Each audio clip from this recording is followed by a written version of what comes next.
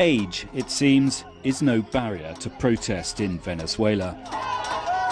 Today was the chance for the city's older generation to show that you don't need to be young to be rebellious.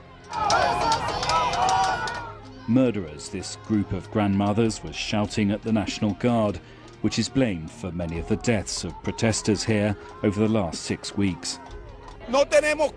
We don't have food, we don't have security, we don't have good health, we don't have medicine, we don't have anything. Those in the government are living the good life, and we are having to struggle. For some, this was their first street protest. Others were veterans. I have 12 grandchildren and 5 great-grandchildren. I am struggling for my country because I love Venezuela, and not like the president, who also says he loves his country. He doesn't love it. If he did, he would control prices and let us live in peace. The march stopped near one of the government's free housing projects. Some of the residents here support the ruling party. If the solution to Venezuela's problems is finding common ground, there was little sign of that here. One particular complaint we're hearing from some of the older protesters here is inflation, the highest in the world in Venezuela, and having a profound effect on people's pensions.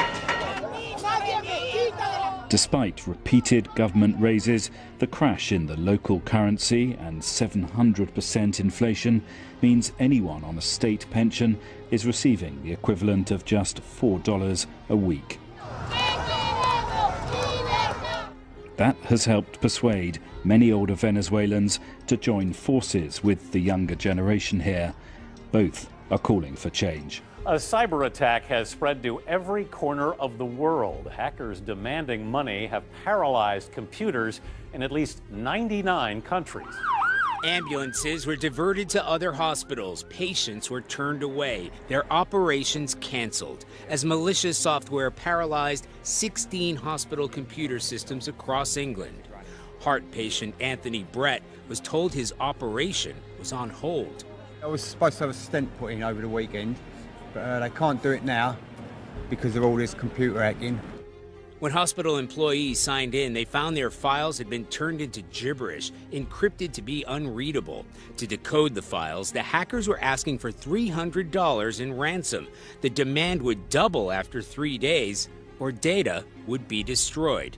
The malware program is called WannaCry, and it was first uncovered in documents stolen from the U.S. National Security Agency. British Prime Minister Theresa May said it wasn't just Britain. This was not targeted at the NHS. It's an international attack, and a number of countries and organisations have been affected. That was an understatement. By the time she'd finished speaking, similar attacks had been reported on business targets across Europe, including Spain's telephone system. Japan, Turkey, and the Philippines were also affected. In the U.S., FedEx was hit. But cybersecurity experts say the brunt of the attacks were felt in Russia, including the country's largest mobile phone company. A Russian fighter jet has flown close to a U.S. Navy plane operating over the Black Sea. A U.S. Navy spokesperson said on Friday the Russian Su-27 came within about 6 meters of a U.S. Navy plane. According to a U.S. Navy official, the interaction took place on Tuesday, lasted 65 minutes, and was considered safe and professional. The Russian Ministry of Defense confirmed that a Russian fighter jet was sent to intercept a U.S. aircraft approaching the Russian border over the Black Sea Tuesday. The U.S. aircraft later changed its flying course away from the border. Last month, Russian Bear bombers and fighter jets flew off Alaska's shore 4 times in 4 days. In response, the U.S. dispatched F-22 stealth fighter jets to intercept the Russian formation. Assad's forces are making gains as they try to pry the last pockets of land from rebels who'd dug in near the capital. For months, the Syrian army has been bombarding rebel positions, destroying much of the area. And recently, they discovered a network of tunnels there. In a sort of surrender deal, the government has also been allowing civilians and rebels to leave on buses bound for other rebel-held areas. State media said at least 1,500 left one opposition district in Damascus today. There are many front lines in Syria and many militias fighting each other. Another group, the Kurdish-led Syrian Democratic Forces, said they're closing in on a different target, ISIS, and are within a few miles of Raqqa, the self-declared ISIS capital in Syria. U.S.-led coalition airstrikes have been paving the way for that advance. War-torn Yemen has been hit by a new outbreak of cholera that has killed 115 people in just over 2 weeks. More than 8,500 others are suspected to be infected by the waterborne disease as hospitals struggle to cope with an influx of patients. This is the second outbreak of cholera in Yemen in less than a year. Polluted water or food are the possible causes. Food imports are at all-time lows in the country as many of its ports have been blockaded.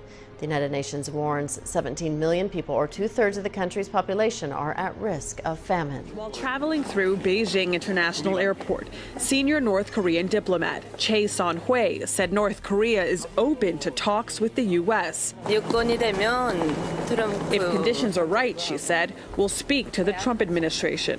Her comments follow President Trump's overture to North Korea earlier this month when he said he'd be, quote, honored to meet with dictator Kim Jong-un under the right circumstances. The ratcheting down of rhetoric comes after months of escalating exchanges between Washington and Pyongyang. North Korea has continued to test banned ballistic missiles, while the U.S. has beefed up its military presence in the region as a show of force, including the deployment of an aircraft carrier off the Korean peninsula. The comments also come days after South Korea elected a new president this week who prefers engagement with the North instead of isolation. Talks between the U.S. and North Korea are still not likely to happen soon. North Korea remains committed to its nuclear development program, and American officials say they're not willing to sit down with Pyongyang unless they change course. While North Korea dictator Kim Jong-un struggles to develop a long-range nuclear ballistic missile, his military is quietly developing a group of sophisticated cyber hackers who could potentially cripple key U.S. operations with a few mouse clicks. Our policymakers, government leaders, even corporate leaders are not adequately recognizing risks that exist. Cyber expert John Bambenik says our reliance on technology requires much greater security. He adds governments, including the U.S., often don't realize that need until major hacks take place, like hacks to government agencies.